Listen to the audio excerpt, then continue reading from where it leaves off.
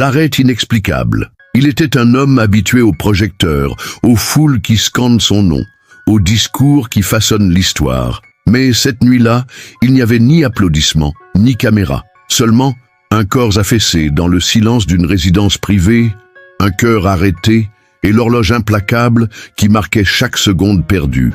11 minutes. C'est le temps pendant lequel l'ancien président français a traversé le néant, suspendu entre deux mondes. Les médecins savent ce que cela signifie.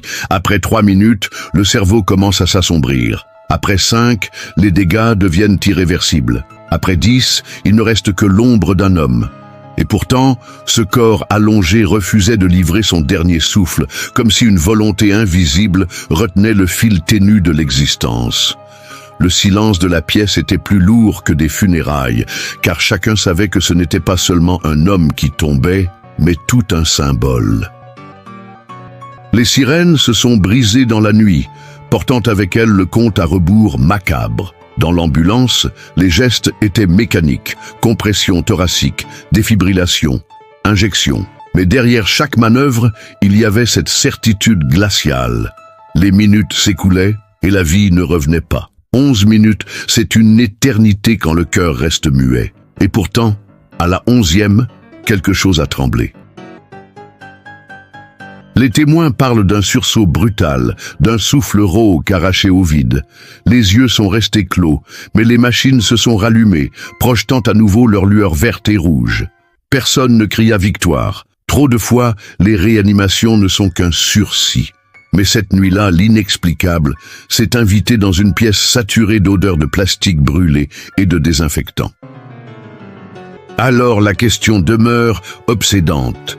Qu'a-t-il vu là-bas pendant ces 11 minutes de silence absolu? Était-ce seulement le néant ou un seuil qu'aucun vivant ne devrait franchir? Et surtout, est-il vraiment revenu? Le retour impossible. Dans l'histoire de la médecine moderne, certains cas défient toutes les statistiques, toutes les règles et même le bon sens. Ce soir, vous allez découvrir l'un de ces récits qui glacent le sang.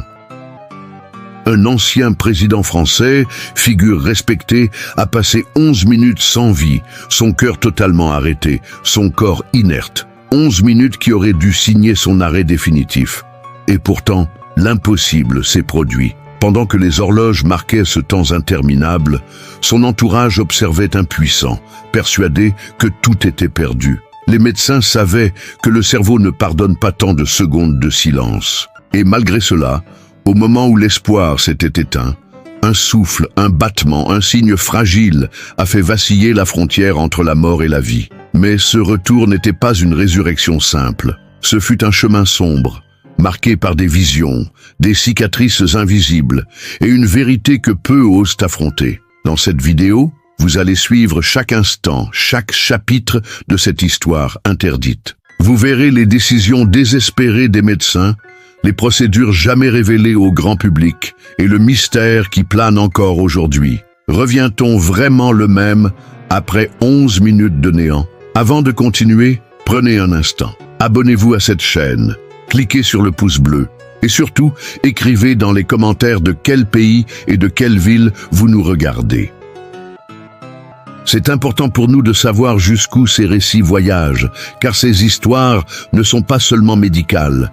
Elles touchent au cœur de l'humanité, à la peur primitive que chacun porte en lui. Installez-vous, éteignez les lumières et préparez-vous à franchir la frontière la plus sombre qui existe, celle entre la vie et l'inconnu. Chapitre 1. La nuit de verre brisé. La résidence officielle était plongée dans une obscurité étrange. Ce soir-là, aucun projecteur, aucun journaliste, aucune trace de la foule habituelle.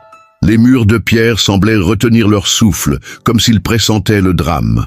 L'ancien président s'était retiré dans ses appartements privés après une journée marquée par des réunions tendues et des discours qui semblaient peser plus que jamais. Pourtant, personne n'imaginait que quelques heures plus tard, son nom ne serait plus lié à la politique, mais à la mort. À 23h17 exactement, un bruit sourd résonna derrière une porte close.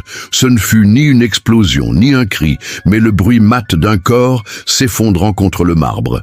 Un garde du corps, alerté par le silence brutal, força l'entrée.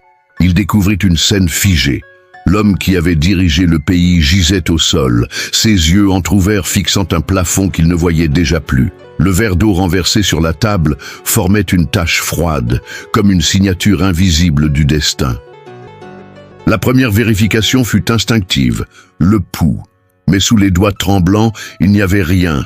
Pas de rythme, pas de battement, pas d'écho. Le temps sembla s'arrêter. Les radios crépitèrent dans les couloirs. La panique se répandit comme un poison invisible. L'ordre fut donné, appelez immédiatement l'équipe médicale d'urgence. Mais même dans l'urgence, chacun comprenait que chaque seconde était une sentence. La vie s'échappait déjà. Le médecin de garde, arrivé en premier, posa ses genoux sur le sol glacé. Les gestes étaient précis, mécaniques, forgés par des années d'expérience. Massage cardiaque, bouche à bouche, injection. Les compressions s'enchaînaient avec une violence désespérée, comme si le médecin tentait de frapper la mort elle-même pour la forcer à lâcher prise. Mais le cœur, organe jadis symbole de courage et de puissance, restait muet, indifférent. À l'extérieur de la pièce, un couloir entier se transforma en théâtre d'ombre. Les conseillers, les gardes, les proches regardaient sans comprendre. Le silence n'était interrompu que par le choc sec du défibrillateur contre la poitrine du patient et le bip aigu qui précédait chaque décharge. « Claire !» criait-on avant que la secousse ne parcourt le corps inerte. Mais après chaque tentative, l'écran restait plat, cruel, implacable, la ligne horizontale. Symbole universel de fin. Les minutes s'accumulaient, lourdes comme des pierres tombales. 3 minutes, 5 minutes, 8 minutes. Le cerveau humain, on le savait, se décomposait déjà dans ce silence. Les neurones mouraient par milliers, engloutissant souvenirs et identités. Et pourtant, l'équipe refusait d'abandonner. Ce n'était pas un patient ordinaire. C'était un homme dont le visage avait orné des journaux, des pièces de monnaie et les rêves d'un peuple. Mais à ce moment précis, il n'était plus rien qu'un corps abandonné. Les médecins se regardèrent, un échange muet, lourd de vérité. Le protocole médical disait qu'après 10 minutes, la ligne était franchie, que toute tentative devenait une mascarade. Mais le chef de l'équipe, d'une voix grave, ordonna « Encore, on continue !» Et ainsi, ils défièrent la science, la logique et même la morale. Chaque geste devenait une prière silencieuse, chaque compression une imploration. La température de la pièce semblait chuter. La sueur coulait sur les fronts, mais l'air glacé faisait trembler les mains. Le temps n'était plus qu'une abstraction. Des images traversaient l'esprit des témoins, les discours enflammés de l'homme, ses voyages officiels, ses victoires électorales. Était-ce ainsi que finissait une vie marquée par tant de puissance ? Sur un sol froid, entouré de murmures désespérés, à la 11e minute, un événement infime, presque imperceptible, brisa l'ombre. Le thorax du patient se souleva d'un spasme, comme une vague minuscule dans un océan noir. Les yeux restèrent clos, mais un souffle rauque s'échappa de sa gorge. L'écran, jusque-là mort, clignota d'un trait instable. Une lueur verte, fragile, hésitante, mais réelle. Un murmure parcourut la pièce. Il revient. Pourtant, personne n'applaudit, personne ne cria victoire. Car ceux qui connaissent ces miracles savent qu'ils sont souvent des malédictions déguisées. Après 11 minutes sans vie, que reste-t-il vraiment d'un homme ? Est-ce encore lui qui respire ou une coquille hantée par le vide qu'il a traversé ? Cette nuit-là, la France n'avait pas seulement failli perdre un ancien président. Elle avait ramené du néant quelque chose dont personne ne connaissait le prix. Chapitre 2. Le compte à rebours inversé. Les horloges du SAMU notaient tout. 23h21, début des compressions. 23h24, première dose d'adrénaline. 23h26, choc à 200 joules. 23h28, second choc. 23h31, rosque hésitant. Retour d'une activité circulatoire spontanée. Les chiffres ne racontaient pas l'odeur âcre du plastique chauffé, ni le claquement des semelles sur le marbre, ni la manière dont un silence se fend quand une courbe verte remonte d'1 millimètre. Mais ils disaient l'essentiel. 11 minutes de désert. Dans l'ambulance, l'équipe bascula en protocole post-arrêt. Ventilation contrôlée, capnographie qui grimpe à 30 milliliters, perfusion large, un collet cervical par prudence. Le brancard vibrait à chaque pavé. Chaque vibration rappelait que le cœur, même revenu, pouvait se vexer et repartir. Pression 82 systolique. On titrera la noradrée en arrivant. Le chef de bord regarda l'écran comme on surveille un nouveau-né, pas pour l'émotion, pour le moindre faux pas. L'hôpital d'alerte avait déjà vidé un box. À l'entrée, un couloir s'ouvrit comme une trachée béante. Interne, réanimateur, oxygène, chariot. On annonça l'âge, l'ancien statut, les 11 minutes. Les mots glissèrent sur les murs et firent frissonner la routine. Cœur revenu à 23h31, rythme sinusal fragile. On colla l'ECG, on tira un bilan, on lança la radio pulmonaire. L'air sentait l'iode, le sang et cette peur propre aux urgences quand le temps se croit plus fort que vous. Le neurologue arriva en trottinant, blouse ouverte, cheveux défaits. Il parla peu, posa une lampe, regarda les pupilles, réactive mais paresseuse. Un clou s'enfonça dans les consciences. Le cerveau écrit en minutes, pas en titres. Température 35,4. La réa proposa un refroidissement ciblé. Abaisser à 33-34 degrés, offrir au cortex une nuit plus froide que le monde. Le maire, chef de réa appelé en renfort, acquiesça, hypothermie contrôlée, sédation, EEG continue. On gagne des heures sur les minutes perdues. Le scanner fut un tunnel d'aimants et de soupirs. Autour de la civière, les pompes ronronnaient. Les perfusions goûtaient avec une obstination rassurante. Les images défilèrent.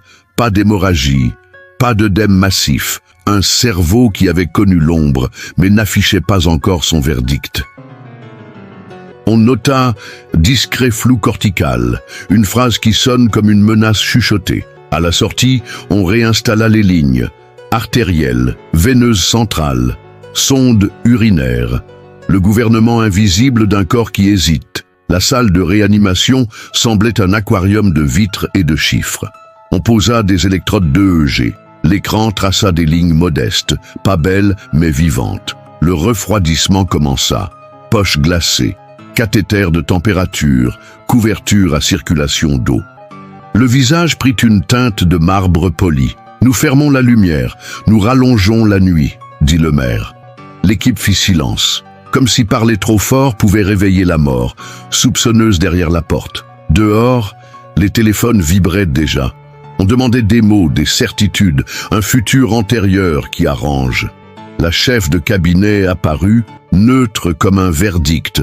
L'État veut un bulletin. Le maire répondit avec des verbes qui résistent. On refroidit, on protège, on observe. Elle nota sans lever les yeux. Derrière elle, deux silhouettes échangeaient des messages. La politique fabrique des phrases. La réa fabrique des chances. Ces deux usines n'ont pas la même électricité. Les paramètres se tassèrent dans une zone grise. Pression à 94,58 sous un filet de noradrénaline. Saturation à 96% avec une pipe discrète. Lactate qui décroisait lentement. Rien de flamboyant. Rien d'ignoble. L'infirmière changea un pansement, purgea une ligne, corrigea un potassium. Dans ce royaume, les royaumes tombent pour un millimol oublié. Le temps cessa d'être une horloge, devint un animal, difficile à approcher, qu'on nourrit d'heures tièdes. À 02h11, une arythmie tenta sa chance.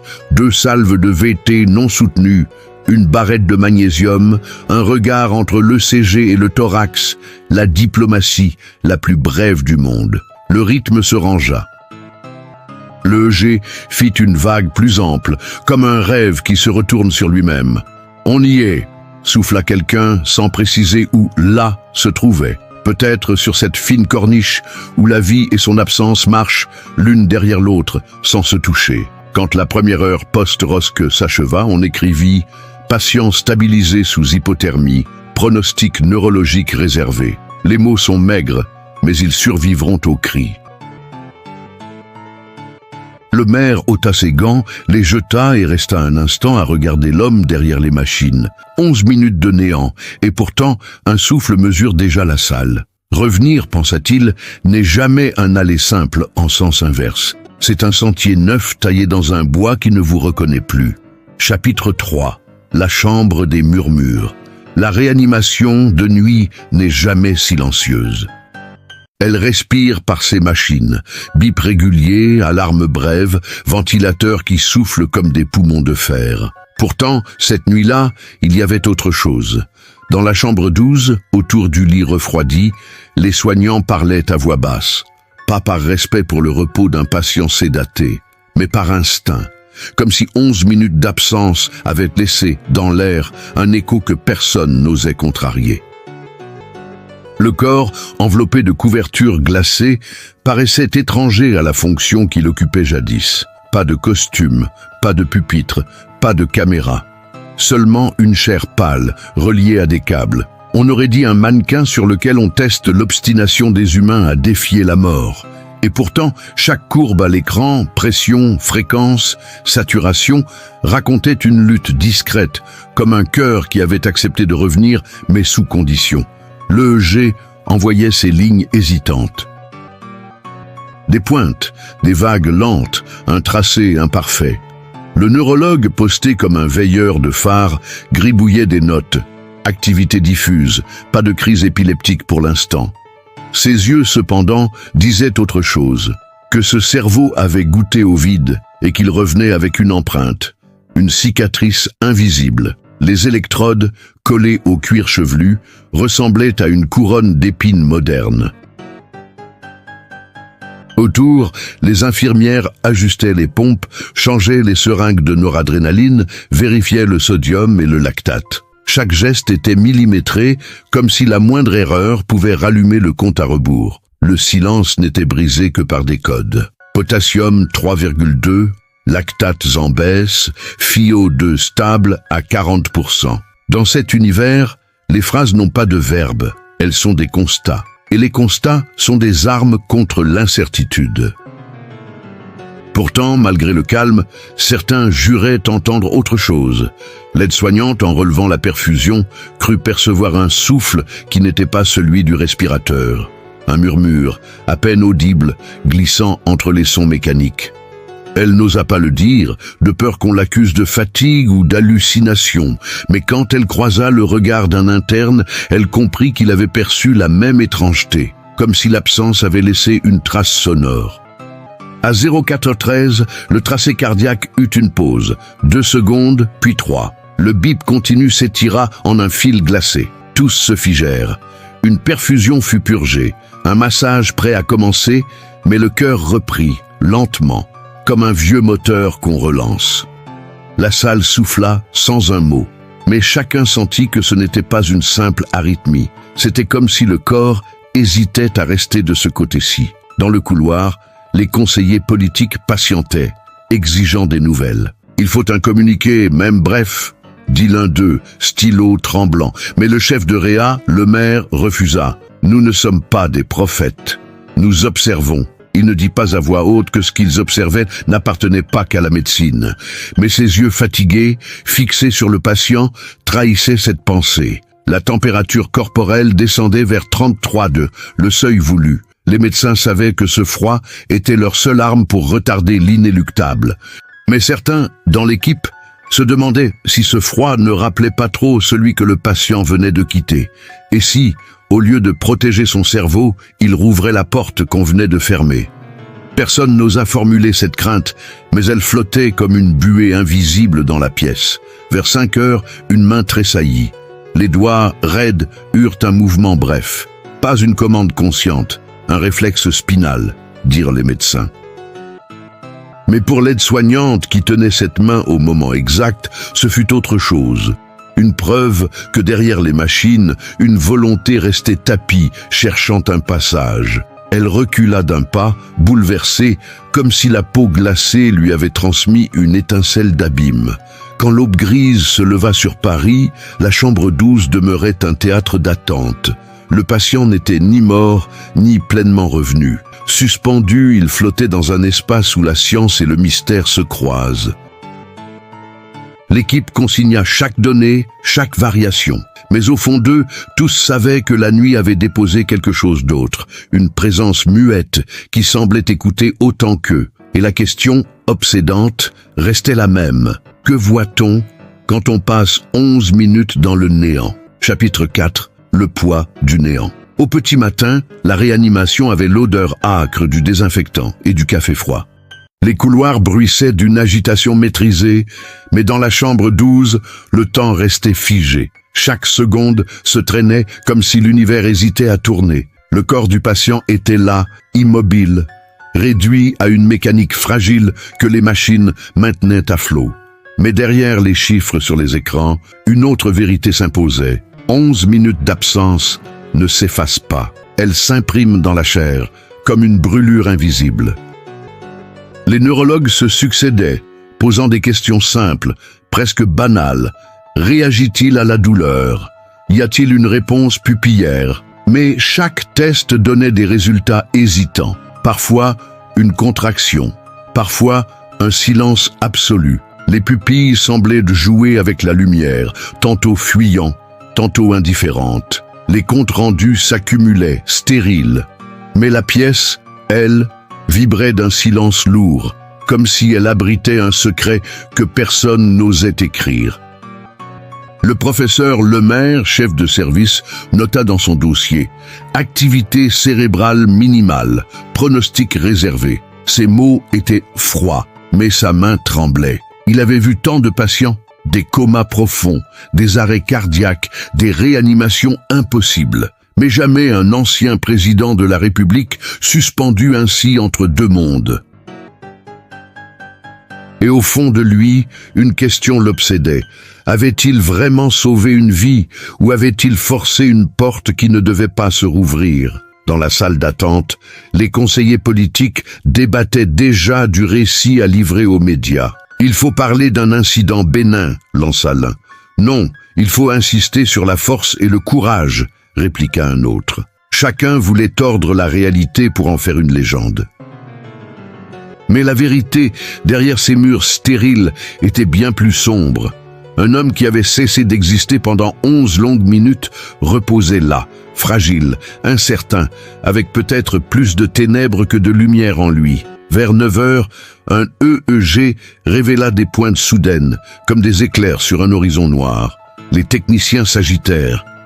Crise d'épilepsie, réveil, impossible de trancher. Les médecins augmentèrent les doses de sédation. Le patient, déjà prisonnier de son silence, fut replongé plus profondément dans l'obscurité. Certains dirent que c'était pour le protéger. D'autres, en silence, craignaient qu'on étouffe ainsi ceux qui tentaient de revenir, ou ceux qui cherchaient à passer de l'autre côté. Une infirmière, en changeant les perfusions, osa murmurer « Il ne reviendra pas le même ». Ses collègues la fusillèrent du regard, mais aucun ne contesta. Car tous savaient que le cerveau humain, après tant de minutes privées d'oxygène, ne ressort jamais intact. Des souvenirs effacés, des émotions distordues, des visions qu'aucune science n'explique. Et dans le cas présent, un homme qui avait gouverné, qui avait pesé sur le destin d'un pays, allait peut-être revenir avec des fragments de néant collés à lui. À 10 heures, un phénomène troubla la pièce. Le patient ouvrit brièvement les yeux. Pas un éveil. Pas une conscience claire, plutôt deux fissures sombres, comme des fenêtres entr'ouvertes sur un monde qu'aucun témoin n'aurait voulu voir. Son regard, vide mais fixe, sembla balayer la chambre. L'aide-soignante qui tenait le dossier faillit lâcher ses papiers. Elle jura plus tard que ce regard ne cherchait pas les vivants, mais qu'il cherchait ailleurs, au-delà. Le professeur Lemaire s'approcha, testa un réflexe de clignement. Rien. Les yeux restèrent ouverts quelques secondes, puis se fermèrent d'eux-mêmes. La pièce, pourtant pleine, se fit glaciale. Les machines continuaient à vibrer, mais tout le monde sentit ce frisson, comme si, pendant ces instants, le patient n'avait pas été présent. Comme si quelque chose d'autre, passager, avait traversé son corps. Certains évitèrent de croiser le regard des autres, de peur d'y lire la même pensée. La journée continua dans une lente spirale de bilan, de discussions techniques, de doses ajustées. Mais derrière les chiffres, derrière les gestes mécaniques, chaque membre de l'équipe sentait la gravité de ce qui se jouait. Ce n'était pas seulement un homme qu'ils tentèrent de ramener, C'était un symbole, une figure qui portait l'histoire récente du pays. Et cet homme, désormais, avait franchi une frontière que nul n'est censé revenir raconter. Quand la nuit retomba, la chambre 12 resta illuminée d'une lumière artificielle, crue, presque clinique. Le patient respirait encore, ses constantes restaient fragiles mais stables. Pourtant, personne n'aurait osé dire qu'il était revenu à la vie. Car un vide s'était installé dans cette chambre, un vide que ni les machines, ni les médecins, ni les discours politiques ne pouvaient combler. Et dans ce vide, une question demeurait. Revient-on jamais vraiment après avoir habité le néant? Chapitre 5. La lenteur du retour. À l'aube, la chambre 12 avait l'allure d'un sanctuaire fatigué.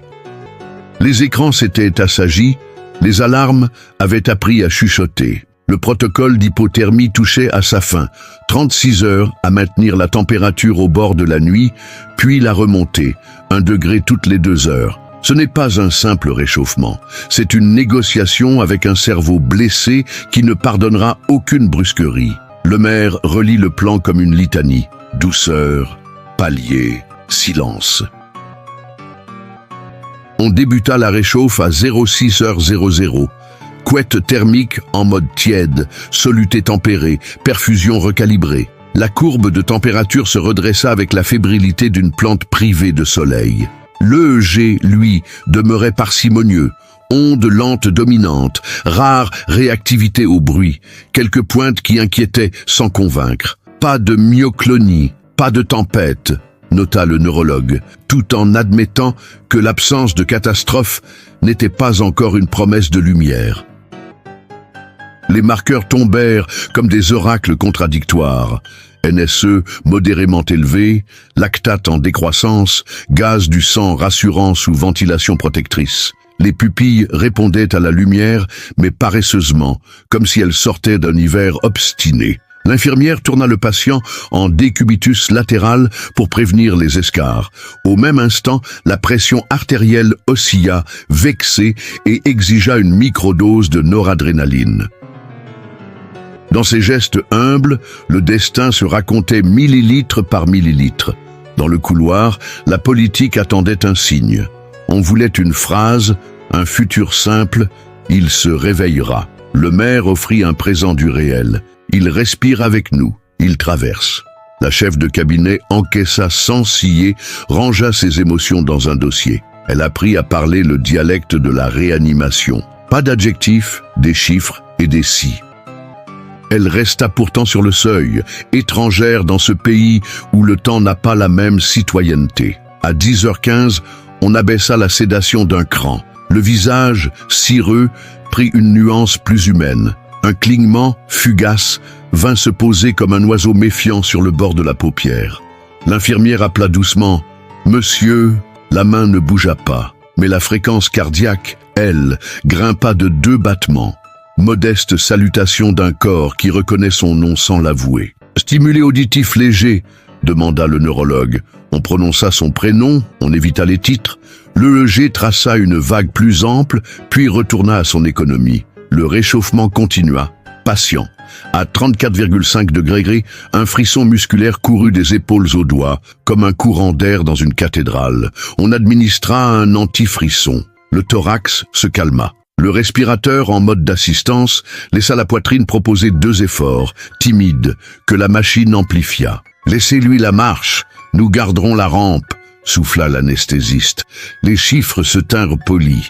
La ligne ST ne fit pas d'esclandre. La capnographie s'installa dans un rythme honnête. Le neurologue proposa des potentiels évoqués somesthésiques. Les chocs minuscules envoyés au poignet traversèrent à la moelle, frappèrent au portillon cortical. La réponse arriva, faible mais traçable. Pas un hymne, une rumeur. « Homme présent », conclut-il, et ce mot « minuscule victoire » mit de l'eau dans le moulin de la prudence. On ajouta au plan une IRM différée, quand la température aurait regagné la rive et que les artefacts des électrodes cesseraient de brouiller la carte. La famille fut admise par pair. On expliqua la lenteur comme une vertu. Ne pas confondre vitesse et retour. Une main se posa sur le drap, deux voix dirent des choses simples, les seules qui tiennent en réanimation. On est là, reviens à ton rythme. On t'attend. Le patient n'ouvrit pas les yeux. Pourtant, la sature grimpa d'un point comme si, contre toute raison, la présence avait un effet physiologique mesurable. Personne n'osa écrire cela. On le garda au chaud, dans la part orale de la médecine. À 36 degrés Celsius, la sédation fut presque éteinte. L'air changea de densité. Le visage se crispa à un stimulus douloureux, puis se relâcha. Une grimace passa, minuscule nuage. Le maire pencha la tête, pesa un mot longtemps avant de le libérer. Possibilité de conscience minimale émergente. Les politiques n'aimèrent pas cette syntaxe bancale. Elle était pourtant la seule honnête. Entre l'absence et le retour, il existe des archipels de demi-état que les caméras ne savent pas filmer. Le soir, l'équipe écrivit. Réchauffement achevé, stabilité hémodynamique fragile, réactivité présente, pronostic encore réservé. Puis, chacun resta quelques secondes de plus, inutilement, à regarder l'homme qui dormait au bord du monde. On aurait dit que la pièce attendait un signe secret, un code frappé du bout des doigts contre la rambarde. Rien ne vint, et ce rien, paradoxalement, fut accepté comme un progrès. Désormais, le retour n'était plus un mythe. C'était une lenteur tenace qui grignotait la nuit. Chapitre 6. Les ombres neurologiques. Le lendemain, à l'heure où le soleil effleurait les vitres opaques de la réanimation, un silence anormal pesa dans la chambre. Les moniteurs, fidèles scribes de l'invisible, affichaient des chiffres corrects. Tension maintenue, saturation stable, température normothermique. Pourtant, le neurologue Dubois fronça les sourcils. « Regardez », dit-il en montrant l'écran de l'EEG. Les ondes, jusque-là ralenties mais régulières, s'étaient transformées en paysages chaotiques, parsemés de bouffées paroxystiques. Quelque chose, au cœur du cerveau, résistait. On appela à la hâte l'équipe d'électrophysiologie. Les électrodes furent replacées, les câbles vérifiés. Pas d'erreur technique. Les décharges étaient bien réelles. Cela peut annoncer des crises sous-cliniques, souffla Dubois. On administra du midazolam, ajusta les antiépileptiques. La salle reprit son souffle. Mais cette danse électrique restait une ombre, une activité qui pouvait signifier la reconstruction ou la ruine imminente des réseaux corticaux. À midi, on tenta un nouvel éveil. La sédation fut levée complètement. Le visage resta fermé, mais une paupière frémit. L'infirmière, habituée à déchiffrer des alphabets muets, nota « mouvement spontané léger ». À la stimulation, une main esquissa une flexion, mais imprécise, ambiguë. Était-ce une réaction primitive ou un signal d'émergence? Les familles s'accrochèrent à ce battement d'ombre comme à une prophétie. Le maire choisit la voie de la rigueur. « Nous ne devons pas interpréter trop vite », dit-il à voix basse, presque pour se protéger lui-même. Mais intérieurement, il savait. Chaque geste, chaque micro-contraction portait la promesse d'un récit. Et dans ce récit, l'ancien président devenait l'énigme vivante de la médecine française. Ni mort, ni revenu, suspendu dans une zone grise que nul manuel ne décrit. Les examens sanguins, eux, offraient une lueur paradoxale. Marqueurs neuronaux en baisse, créatinine et lactate normalisés. Hémodynamique robuste avec une seule perfusion. Le corps, mécaniquement, gagnait la bataille, mais l'esprit, on ne pouvait qu'attendre. Dubois rappela une phrase de Charcot, répétée comme une incantation. « Le cerveau n'a pas de langue claire. Il faut apprendre à écouter ses murmures. » La presse, informée d'un léger mieux, assiégea les grilles de l'hôpital. Les caméras guettaient une vérité que les médecins n'avaient pas encore. L'équipe, murée dans la confidentialité, signa des communiqués stériles. État stable, pronostic réservé. Mais entre les murs blancs, on parlait autrement. Certains murmuraient déjà le mot « retour », d'autres n'osaient ne prononcer que « survie ». À 18h45, une alerte surgit. La saturation chuta brutalement. Un spasme laryngé, probablement lié à la tentative de sevrage respiratoire. On intuba de nouveau, on ajusta la ventilation. Quelques secondes de panique suffirent à rappeler la fragilité du chemin. Le retour n'était pas linéaire. C'était une route semée de gouffres invisibles. Chaque progrès pouvait se dissoudre dans une seconde d'étouffement. Après la tempête, le calme. L'homme sous assistance demeurait là, ses traits parfois crispés par des éclairs électriques que seuls les EEG traduisaient. Le maire observa longuement son patient. 11 minutes de néant laissent des cicatrices que nous ne voyons pas, dit-il, et personne n'osa contredire. Dans la pièce, le temps semblait se fragmenter en fragments de vie et de silence. Le soir, les proches furent autorisés à rester plus longtemps. Une voix féminine, tremblante, lui parla comme si rien n'avait changé. Elle lui raconta des souvenirs simples, un été au bord de la mer, le goût du café partagé à l'aube. Les électrodes traduisirent l'instant. Une vague plus ample traversa l'écran, fugace mais indiscutable. Dubois la pointa du doigt, réactivité contextuelle. Peut-être derrière les ombres, une écoute subsistait. La nuit s'installa, dense. Les veilleurs quittèrent la chambre, laissant la lumière bleue des machines veiller. Le maire resta seul quelques minutes encore. Il observa le visage immobile, puis murmura « Si vous décidez de revenir, faites-le vite. Mais si vous restez dans l'ombre, nous marcherons encore avec vous. » Le silence répondit. Mais ce silence-là n'était plus tout à fait vide. Il ressemblait à une promesse suspendue. Chapitre 7. Les minutes volées. À l'aube du 3e jour, le service de réanimation s'imprégnait d'une atmosphère lourde, presque religieuse. Les médecins savaient que le temps ne se mesure pas en heures, mais en neurones épargnés, en synapses ressoudées ou détruites à jamais. 11 minutes sans vie, c'était une dette que le cerveau présentait tôt ou tard. L'ombre de cette facture planait dans chaque souffle mécanique, dans chaque bip rythmé des machines. Le professeur Lemaire décida de convoquer une réunion clinique élargie. Anesthésistes, neurologues, cardiologues, tous se retrouvèrent dans une salle saturée de tension.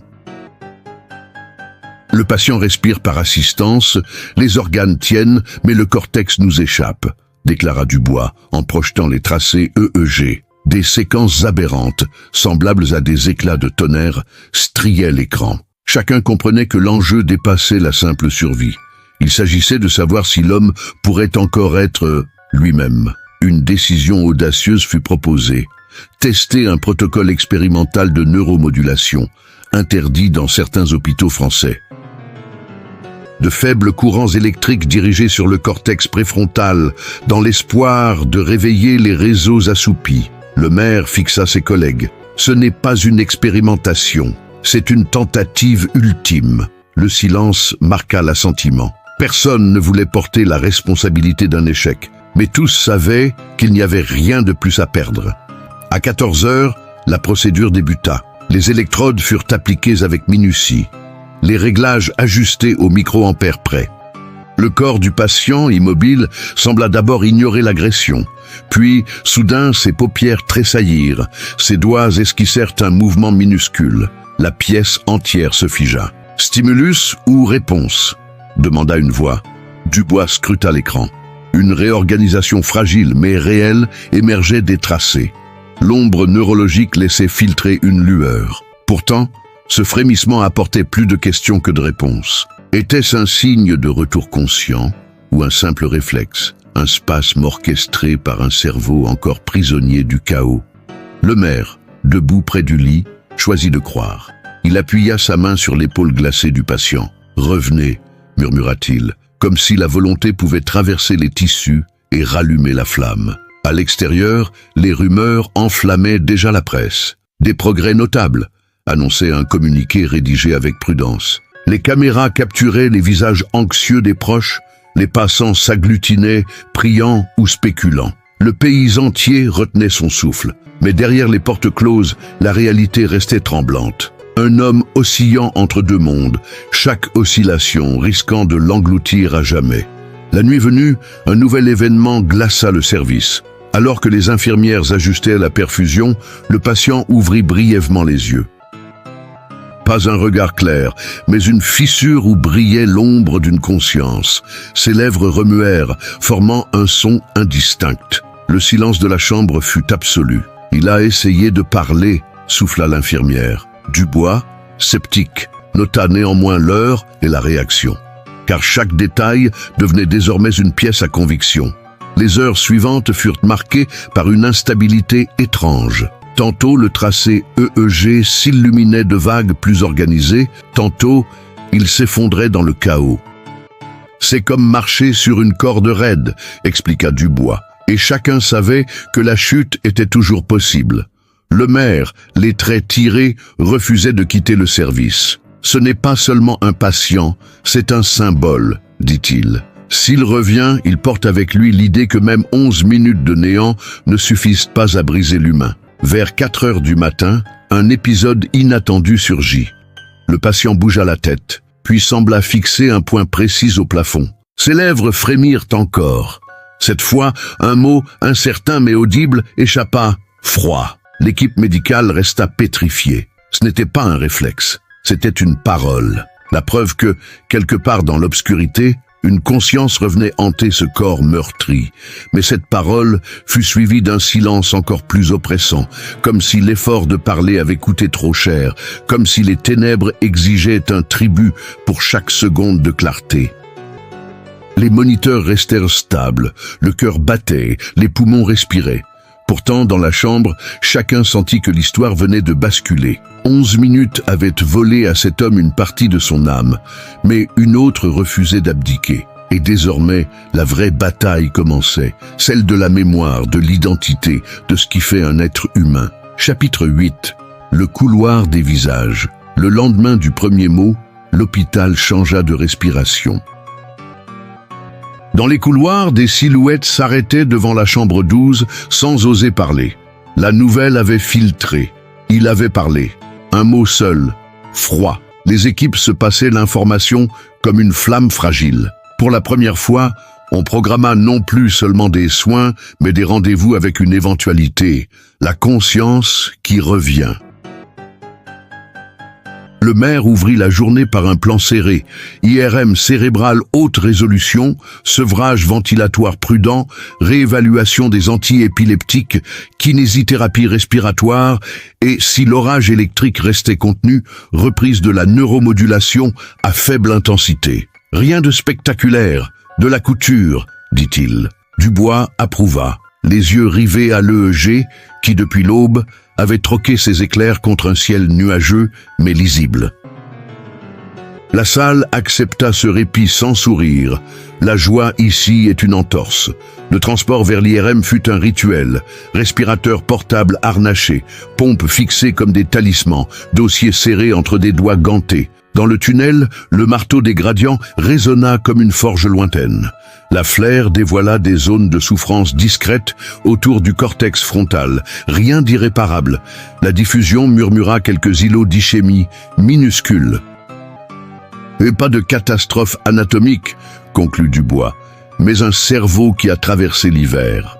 Le maire hocha lentement, acceptant un verdict provisoire. De retour en réa, la kinésithérapeute approcha avec la douceur de ceux qui comptent les millimètres. Mobilisation passive, drainage de sécrétion, verticalisation partielle du dossier.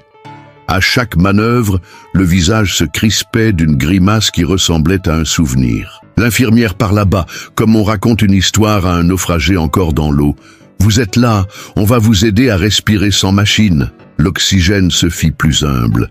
La capnographie se détendit. La politique revint sous forme de pas mesurés et de voix diplomatiques.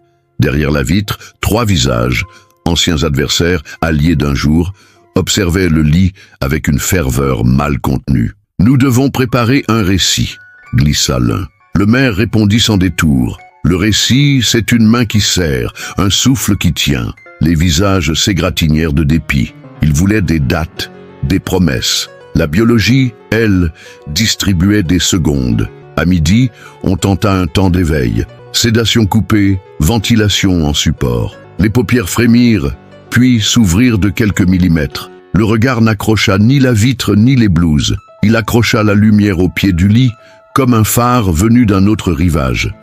« Monsieur, pouvez-vous serrer ma main ?» demanda l'infirmière. Les doigts hésitèrent, se fermèrent à moitié. L'EEG traça une houle moins désordonnée. Dubois nota « commande partielle probable ». Le progrès eut sa dîme. L'effort déclencha une toux sèche, une chute de saturation, un spasme bref. La réintubation fut évitée de justesse grâce à un masque bien ajusté, quelques manœuvres de dégagement et un bolus d'aérosol qui calma la rébellion des bronches. Le maire leva la main. On n'arrache pas une porte, on la déverrouille. On remonta un soupçon de sédation, juste assez pour que l'organisme n'interprète pas le monde comme une agression. L'après-midi s'écoula en évaluation croisée. Un orthophoniste testa les réflexes de déglutition. Un ergothérapeute proposa des stimulations tactiles simples, tissu rugueux contre paume, coton frais sur la joue. Par instants, l'homme paraissait suivre. À d'autres, il retombait dans une absence sans fond. Dubois, penché sur l'EEG, désigna une séquence où les ondes répondaient au prénom prononcé « réactivité spécifique ». Ce n'est pas un simple bruit. Dans la marge, le maire écrivit « prudence, obstiné ». Au crépuscule, la neuromodulation reprit. Intensité réduite, cible déplacée d'1 centimètre. À la 3e salve, le patient tourna la tête de quelques degrés et laissa échapper un son rauque. Presque un nom. Personne n'osa le fixer en signification. L'infirmière sentit sa propre main trembler. Elle venait d'entendre non pas un bruit, mais une tentative de revenir avec des mots.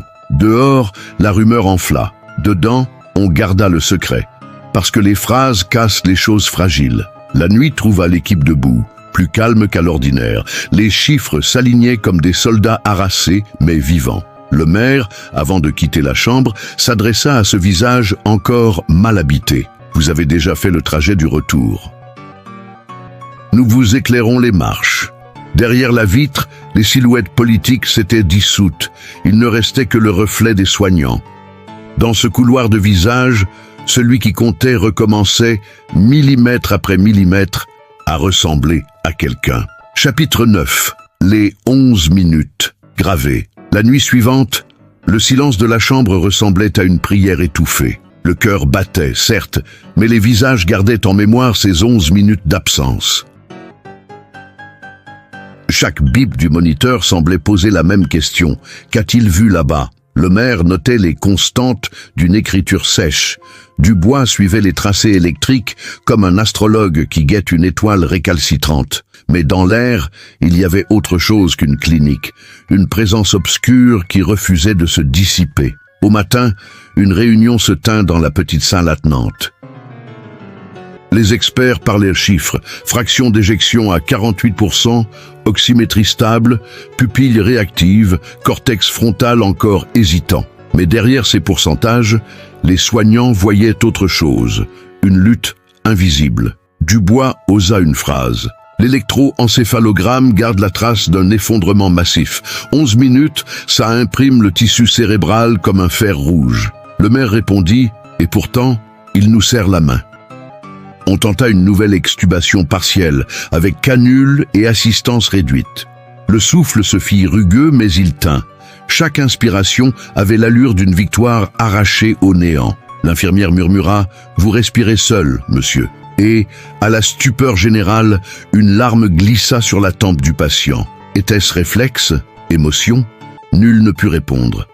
Mais cette goutte d'eau valait plus que 1000 courbes. Au fil de la journée, des fragments de conscience apparurent comme des îlots. Un battement de paupières à une question, un léger mouvement quand on prononçait son prénom. L'orthophoniste nota « réactivité contextuelle probable ». Les observateurs politiques, eux, cherchaient à traduire cela en discours.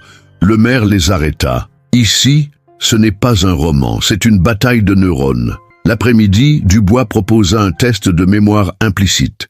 Il fit résonner un ancien chant républicain, discret, dans un casque posé aux oreilles du patient. À la 3e mesure, une crispation du visage, puis un souffle plus profond. « Reconnaissance probable », nota Dubois. Le maire croisa les bras. Il revient par fragments, comme des éclats d'un miroir. Le mystère devenait palpable, et l'équipe se retenait de croire trop vite. Mais avec chaque avancée venait une ombre. Des épisodes de désaturation brutale rappelaient la fragilité de l'équilibre. Une convulsion brève, stoppée par un bolus de benzodiazépine, fit frissonner tout le service. Dubois murmura « Les 11 minutes se rappellent à lui. Elles ne lâchent pas. Le maire resta de marbre. Alors nous ne lâcherons pas non plus. À la tombée du jour, une décision fut prise. Réduire davantage la sédation, permettre un vrai contact. Les paupières s'ouvrirent, lentes, lourdes. Le regard erra dans la pièce, accrocha la lumière, puis un visage. Pas celui d'un médecin, mais celui de l'infirmière qui, depuis le premier jour, lui avait tenu la main. Le regard resta fixé quelques secondes, puis s'éteignit à nouveau, épuisé. Mais pour l'équipe, c'était un signal. Il reconnaissait. La politique, de nouveau, tenta d'entrer dans la chambre. Des émissaires parlaient déjà de miracle national, de renaissance symbolique. Le maire les stoppa d'une voix dure. Ce n'est pas une fable, c'est un organisme qui a traversé 11 minutes de vide. Mais dans les couloirs, les murmures s'enflammaient déjà car le monde aime les résurrections plus que les bilans médicaux. La nuit s'installa. Dans le calme des machines, une phrase s'échappa des lèvres craquelées, faible comme un souffle. « J'ai vu ». Les syllabes s'éteignirent aussitôt, mais elles suffirent à glacer la pièce. Le maire et Dubois échangèrent un regard muet. Ce n'était plus seulement un patient, c'était un témoin revenu d'un lieu où nul ne revient. Et ce qu'il avait commencé à dire, peut-être, valait plus que sa survie elle-même. Ainsi s'acheva ce 9e jour, entre science et vertige. L'homme qui avait passé 11 minutes sans vie respirait à présent, parlait à peine, mais portait dans ses yeux quelque chose d'indéchiffrable. Les soignants savaient que le combat médical continuait, mais chacun, dans le silence, se posait la même question. Et si ce retour n'était pas seulement biologique ? Et si, derrière les chiffres, il y avait une vérité plus sombre, une vérité qu'aucun manuel ne sait écrire? Chapitre 10. La porte entrebâillée. Le 10e jour commença sous une lumière oblique, comme si l'hôpital lui-même craignait de réveiller ceux qui dormaient encore. Les constantes tenaient un couloir étroit, pression parcimonieusement soutenue, saturation fière mais vulnérable, température docile. Le maire réunit l'équipe au pied du lit. Objectif, contact stable, pas d'héroïsme, dit-il.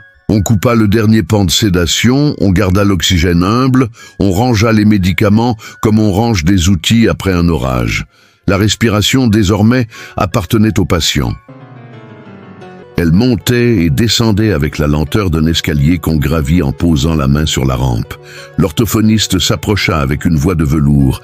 Test de déglutition, consigne simple, geste court. Ouvrez la bouche, avalez.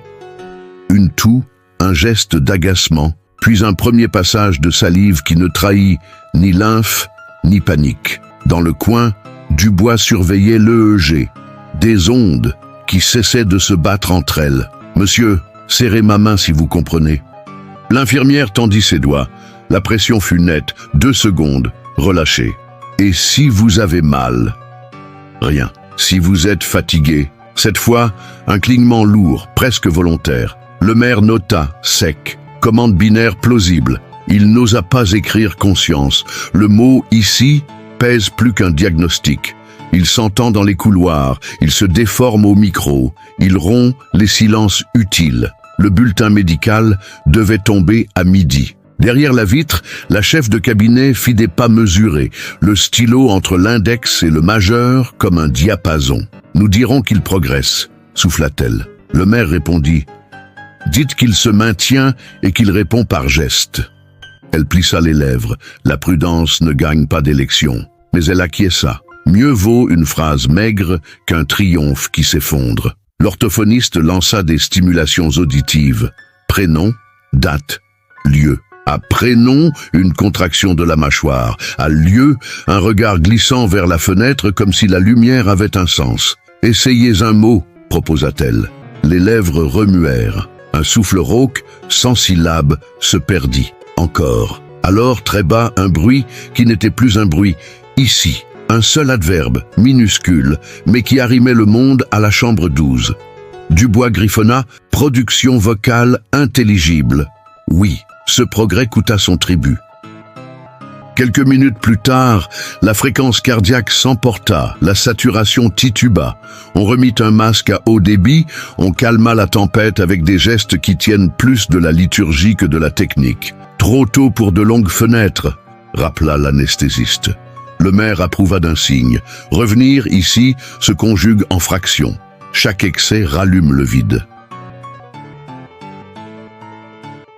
L'IRM de contrôle montra des lésions ténues, des îlots d'ischémie qui ressemblaient à des trous de mémoire dessinés à l'encre pâle. Ça n'écrit pas l'homme, mais ça écrit ses oublis, dit Dubois. Le maire se pencha au-dessus du dossier. Nous ferons avec les manques. La kiné reprit. Mobilisation douce, verticalisation au lit, quelques secondes d'orthostatisme qui firent blanchir les lèvres mais pas l'esprit. À la fin, l'homme souffla un mot de plus. Soif. La paille trembla, l'eau passa, le monde entra, minuscule et praticable.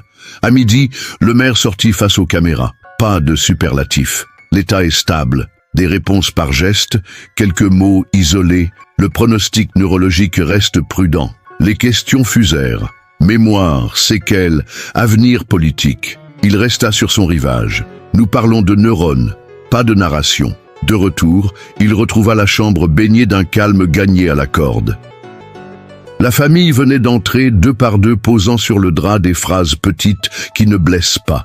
Alors survint ce qui deviendrait la rumeur la plus persistante du service.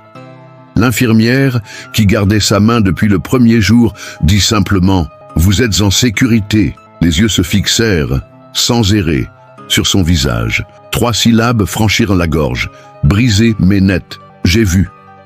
Le temps se plia. « Quoi » osa-t-elle, le souffle retenu. Les lèvres cherchèrent une suite, s'éraflèrent à une consonne.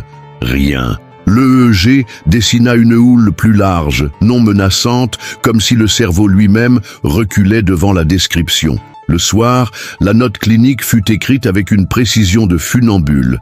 Extubé, ventilation spontanée assistée, commande simple, verbalisation minimale, tolérance orthostatique brève, EEG en amélioration. Le maire resta un instant seul dans l'embrasure.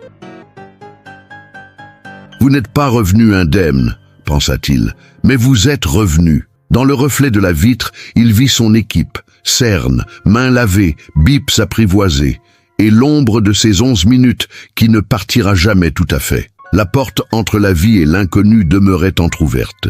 Et ce chapitre, qu'on appelait « Retour », n'était que le seuil. L'homme qui revint du néant. Dans les couloirs feutrés de l'hôpital, la rumeur d'un miracle circulait. Mais aucun médecin n'osa jamais employer ce mot. Car ce n'était pas un miracle, c'était une lutte acharnée contre l'inévitable, une danse macabre, entre science et silence, entre protocole et prières étouffées. Cet homme, ancien président, avait franchi la frontière interdite, 11 minutes d'absence, 11 minutes de mort clinique, et pourtant, il respirait encore. Mais derrière ce souffle fragile, une ombre demeurait, une dette invisible laissée par le néant. Les cicatrices n'étaient pas toutes visibles. Son cerveau avait connu l'obscurité absolue, et même si quelques mots franchissaient ses lèvres, même si ses yeux retrouvaient parfois une lumière familière, une partie de lui restait là-bas, suspendue dans ce vide qu'aucune médecine ne peut entièrement effacer. Les soignants savaient qu'ils n'avaient pas seulement ramené un corps, ils avaient ramené une énigme. Car qui peut vraiment prétendre revenir intact d'un séjour dans le silence total? Lorsque les projecteurs s'éteignirent et que les couloirs retrouvèrent leur calme, une vérité glaçante persista. On ne revient jamais tout à fait le même d'un voyage au-delà de la vie. Les battements de son cœur racontaient une victoire, mais ses silences racontaient une absence.